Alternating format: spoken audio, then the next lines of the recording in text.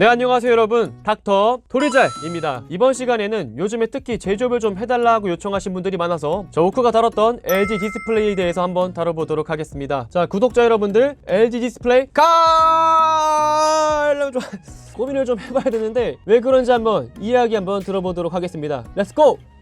LG 디스플레이가 얼마나 건실한 기업인지에 대해서는 다들 아시니 거두절미 바로 오늘의 메인 주제로 들어가도록 하겠습니다. LG 디스플레이 홈페이지에서 공시한 2015년부터 18년까지의 경영실적 자료입니다. 연매출 25조 원대에서 28조 원까지이며 영업이익 역시 2017년에는 2조 4천억이라는 실적을 낳으면서 우리가 알고 있던 훌륭한 디스플레이의 모습을 보여주고 있었습니다. 그런데 뭔가 이상한 점 안 보이시나요? 2018년 영업이익 930억? 내 눈이 잘못된 것인가요? 버그인가? 대체 무슨 일이 일어난 걸까요?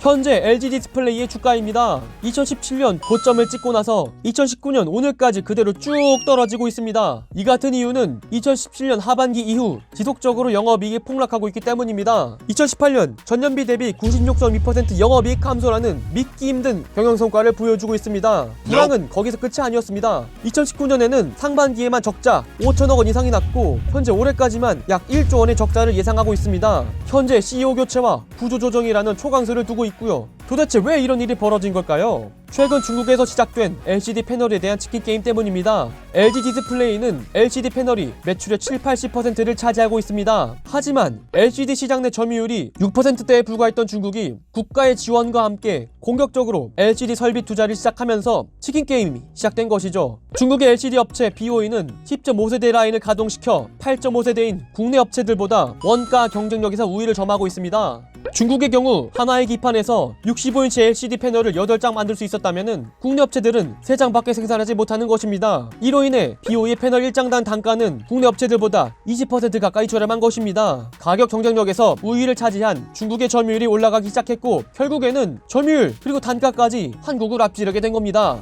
이 같은 경쟁 속에서 LCD 가격은 지속적으로 추락을 하고 있고 LCD가 전체 매출의 7-80%를 차지하는 LG 디스플레이 입장에서는 LCD의 가격 하락은 영업이익에 직격탄을 날리게 된 것이죠. 결국 2018년부터 지속되어 오고 있는 영업이익 하락과 적자의 이유는 바로 중국의 LCD 굴기 때문인 것입니다. 현재까지는 업계 관계자에 따르면 LCD의 경우 중국과의 경쟁이 거의 불가능한 상태까지 나왔다고 말합니다. 결국 LG 디스플레이는 탈 LCD를 선언을 하고 OLED로의 생산 설비 전환을 선언했습니다. 현재 7-80%에 가까운 LCD 설비를 탈피하기 위해 대형 OLED에 20조, 중소형 OLED에 10조, 총 30조의 투자 계획을 밝히기도 했습니다. LG그룹 계열사 LG화학 역시 LCD 소재 사업을 철수한다니 말 다했죠. OLED로의 전환의 근거는 무엇이었을까요? 최근 디스플레이 전문 조사 컨설팅 기관인 DSCC의 전망에 따르면 OLED는 면적 기준으로 연평균 35%씩 급성장할 전망을 보이고 있고 OLED TV의 경우 2020년 스마트폰을 앞설 전망이라고 합니다. 2025년까지 25조 원으로 시장 규모가 커질 것으로 전망이 되고 있습니다.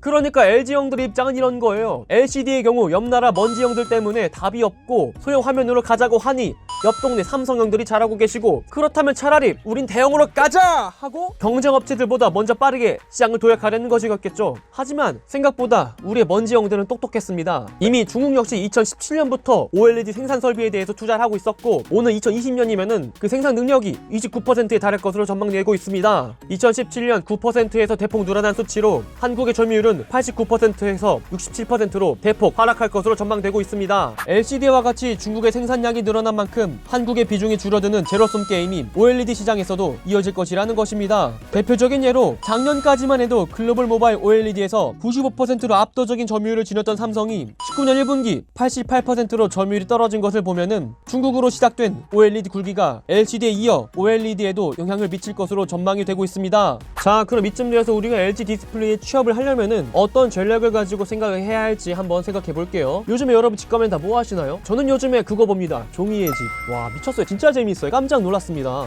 PPL 아니고 광고 아닙니다. 한번 봐보세요. 진짜 재밌어요. 실제로 한국에 요즘 저 같은 사람들이 계속 늘고 있다고 해요. 그래서 20개월 만에 무려 가입자 수가 5배가 늘었다고 합니다. 실제로 젊은 사람들의 대부분은 TV를 거의 안 본다고 해요. TV 대신에 거의 핸드폰으로 넷플릭스 보거나 영상 보거나 유튜브를 보거나 뭐 이런 식으로 좀 여가 시간을 보낸다고 합니다. 자, 이렇게 OTT 시장이 가장 크게 된 이유는 무엇일까요? 바로 스마트폰과 4G 때문이죠. 자, 스마트폰을 통해서 핸드폰과 인터넷의 시장을 열었었고 4G로 넘어가게 되면서 저지연, 즉 영상의 시대를 열게 된 거예요. 4G와 스마트폰이 OTT 시장을 키울 수 있게 된 것이죠. 자, 그럼 우리 자연스럽게 이런 보는 시장이 열렸으니까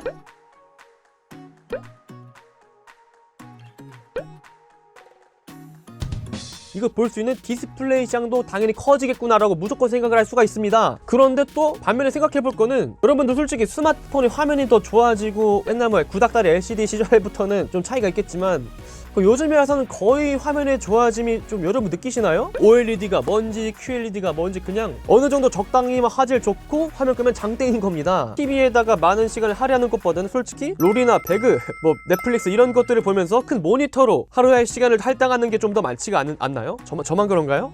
그러니까 때로는 TV보다는 모니터 앞에서 시간을 할당하는 것이 더욱더 가치가 있다고 느껴질 때가 많아요. 지금 OLED TV 시장이 확대가 되고 있다면은 나 같은 젊은 세대, 이런 OTT 세대 같은 경우는 TV보다는 좀 모니터가 더 필요하지 않을까? 라는 생각이 드는 겁니다. 어차피 OLED TV 시장 갔을 때 똑같이 LCD처럼 될 게 뻔한데 차라리 아까 말씀드린 대로 OLED TV와 더불어서 OLED 모니터로 시장을 확대해보는 건 어떨까요? 모니터 시장도 갑자기 크지 않을까요? 만약에 둘 중 하나 선택하라고 하면은 솔직히 모니터 사지 않을까요? 앞으로 변화하고 다가갈 시대에는 아마 TV보다는 모니터에 대한 수요가 높아진다는 것입니다. 그리고 중소형 패널에 10조를 투자한 만큼 현재 삼성의 갤럭시 폴드가 쏘아올린 플렉서블 디스플레이에 조금 더 투자해보는 것은 어떤가라는 생각이 듭니다. 우리가 화면을 볼 때 솔직히 이 스마트폰 하나로는 좀 작은 느낌이 없잖아 있지만 이 갤럭시 폴드를 통해서 좀 더 휴대용이 간편하면서 넓은 화면을 볼 수가 있잖아요. 지금이야 경우 너무나도 기술력이 좀 상용화가 되긴 조금 일러서 단가가 높지만 만약에 모든 것이 다 그렇게 가능해진다면은 플렉서블 디스플레이가 일반 중소형 디스플레이에 비해 확실히 수요가 높아질 것이고 중국과의 기술 격차를 좀 보존할 수 있는 것이 바로 플렉서블 디스플레이이기 때문입니다. 그리고 활용 점정은 자동차 헤드업 디스플레이 이쪽으로 좀 개발해야 되지 않을까요? 현재 화학 역시 전기 자동차의 가능성을 알아보고 전기 배터리에 개발을 하고 있고 그리고 앞으로 다가올 자율주행 또 미래처럼 정말 영화처럼 앞에 화면 따라라락 뜨는